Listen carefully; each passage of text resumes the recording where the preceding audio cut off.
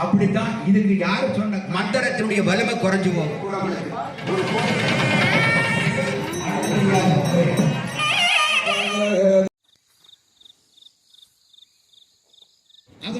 Welcome to my channel. வாங்க, இப்போ எங்கே இருக்கிறோம்னா ஈரோடு பெருந்துறையில் உள்ள சோழீஸ்வரர் ஆலய கும்பாபிஷேக விழாவத்தை நான் பார்க்க போகிறேன். வாங்க கோயிலுக்குள்ளே போய் கும்பாபிஷேகத்தை பார்க்கலாம்.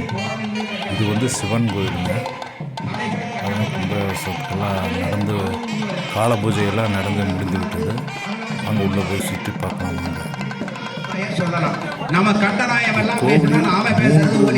ராஜகோபுரம் உள்ளது. கோவில் நந்தவனம் உள்ளது. சோழ மன்னர்கள் உருவாக்கி வழிபட்டதால் இத்தலத்து ஈஸ்வரன் சோழீஸ்வரர் என்று அழைக்கப்பட்டார். சோழீஸ்வரர் சந்நிதிக்கு வலப்புறம் வேதநாயகி அம்மன் சந்நிதி உள்ளது. வள்ளி தெய்வானையுடன் கூடிய சுப்பிரமணியர் சந்நிதியும் உள்ளது. ஈசானிய மூலையில் நவகிரகங்கள் உள்ளன. ஐயப்பன் சந்நிதி, பைரவர் சந்நிதிகள் உள்ளன. பரிவார தேவதைகள் இடம்பெற்றுள்ளது. இத்தலம் கோவிலில் 3 வில்வ மரங்கள் உள்ளன. அதுதான் ரொம்ப விசேஷமானது. கோவில் தல விருட்சமே வில்வ மரம்தான். ஒரு வில்வ மரத்தின் கீழ் ஆதிலிங்கமும் மற்றொரு வில்வ மரத்தின் கீழ் சனீஸ்வரனும் அருள்பாலிக்கின்றனர். மற்றொரு வில்வ மரம் 5 முகங்கள் கொண்டதாக ஆற்றலுடன் விளங்குகிறது. கோவிலில் திருவோடு மரம் உள்ளது.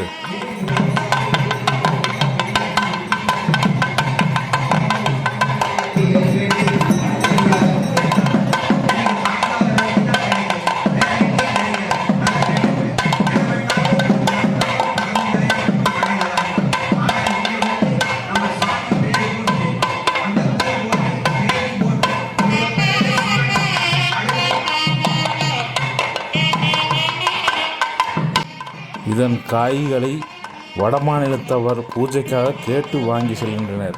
இங்கு ராமர் சீதை பழமரம் உள்ளது. பழத்தை சாப்பிட குழந்தை பேறு கிட்டும் என்பது பக்தர்களின் நம்பிக்கை. மூலவர் சந்நிதிக்கு நேர் பின்னால் ருத்ராட்ச மரம் உள்ளது. கோவில் சந்நிதிகளில் மட்டுமல்ல, மரங்களிலும் கூட தெய்வீக மனம் திகழ்கிறது.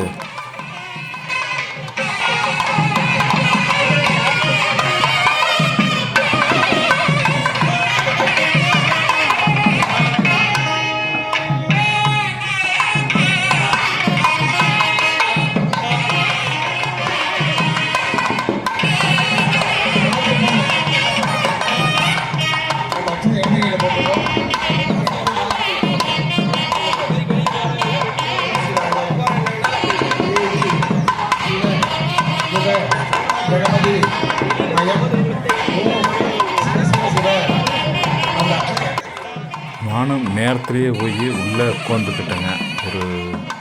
ஒரு இடத்துல கூட்டம் அதிகமாக இருந்ததுனால வெளியும் வர முடியல.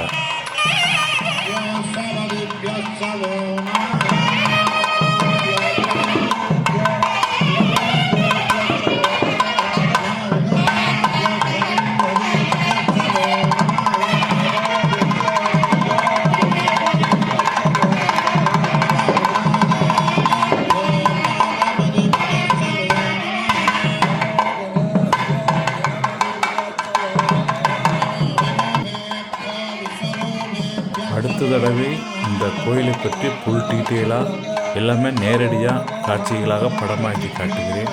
இன்றைக்கி இப்போதைக்கு நேரம் இல்லை. மற்றபடி கூட்டம் அதிகமாக இருப்பதால் நாம் எதுவுமே எடுக்க முடியவில்லை. இப்போதைக்கு கும்பாபிஷேகத்தை மட்டும் பார்க்கலாம் வாங்க.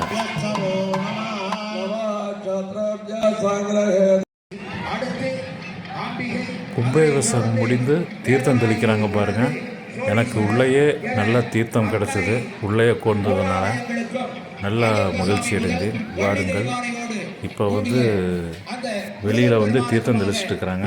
எல்லா மக்களும் அதில் ஆர்வமும் காட்டுக்கிறாங்க பாருங்கள். தவறாமல் அவரவர்கள் வீடு, கடை, தொழிலகம் இது போன்ற இடத்தில் வைத்து பூஜித்தால் குழந்தை பாக்கியம் கிடைக்கும். அனைவரும் பெற்றுக் கொள்ளுங்கள். ஒரு நாளைக்கு விட வெறும் 101 ரூபாய். 100 ரூபாய்க்கு நமது கோயில் நிர்வாகத்தின் மூலமாக ஏற்பாடு செய்யப்பட்ட 50 நாளை கட்டிக் கொண்டிருக்கிறோம். அந்த விதத்தில்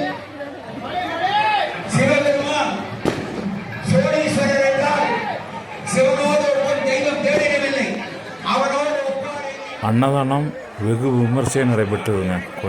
கொஞ்சம் தூரமாக போகணும். ஆனால் நல்ல கூட்டம் அன்னதானத்திற்கு.